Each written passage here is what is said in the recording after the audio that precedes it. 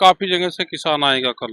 मांग है MSP guarantee कानून का, एक बड़ा इशू देश में है। भूमि अधिग्रहण के इशू है, गांव में पटवारी से लगा के और ऊपर अधिकारी तक और सरकार की पॉलिसी तक किसान समस्याओं में है। देश जब आजाद हुआ तो 90 वर्ष संघर्ष चला। तो जब आजाद हुआ, ये आर्थिक आजादी की लड़ाई है। जब 3 काले कानून वापसी हुई तो वोट से थोड़ा हुई है, वे आंदोलन से हुई। जिनको इलेक्शन लड़ना है वही नहीं है। देश में डरा हुआ विपक्ष तानाशाहों को जन्म देता है। वोट इनको कोई नहीं दे रहा अब, लेकिन जीत रहे यही। वो सबको पता है कैसे जीतते हैं। नमस्कार, मैं ब्यूटी गिरी और आप देख रहे हैं नेशनल दस्तक। कल यानी 14 मार्च को पूरे देश से किसान आ रहे हैं रामलीला मैदान में और इसी मुद्दे पर हम थोड़ा कुछ जानेंगे। और हमारे साथ बातचीत करने के लिए मौजूद हैं भारतीय किसान यूनियन के सबसे बड़ा चेहरा राकेश टिकैत। सर, कल पूरे देश से किसान आ रहे हैं, क्या कुछ मांगों के साथ आप लोग आ रहे हैं? हाँ, काफी जगह से किसान आएगा कल। क्या कुछ मांगे रखी हैं? मांग है एमएसपी गारंटी कानून का, एक बड़ा इशू देश में है। वो एक डिमांड है।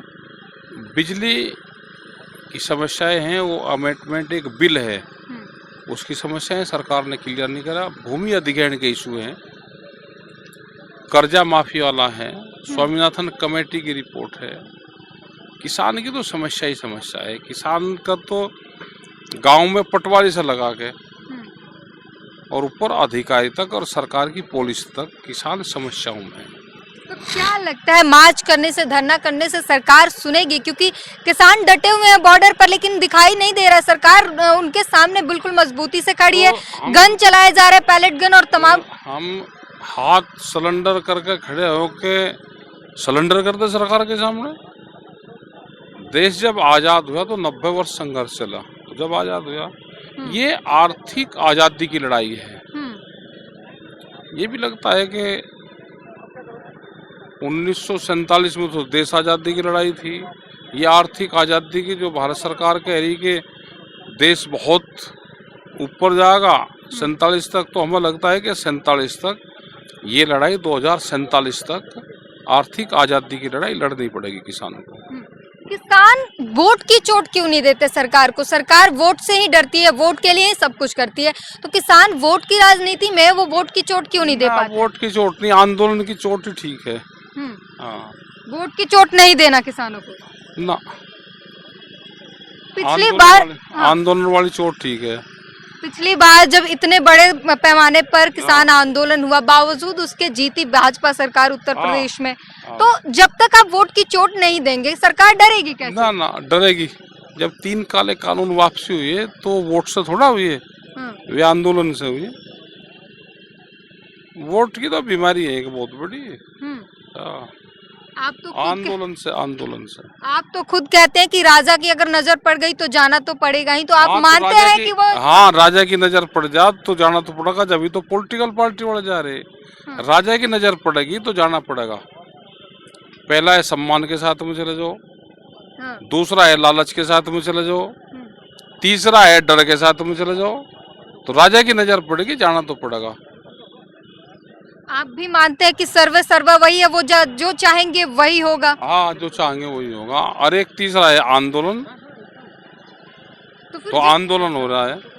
जब वो चाहेंगे वही होगा तो आंदोलन का मतलब भी तो नहीं निकलता ना? आंदोलन तो बचेगा ना, आंदोलनकारी तो बचेंगे।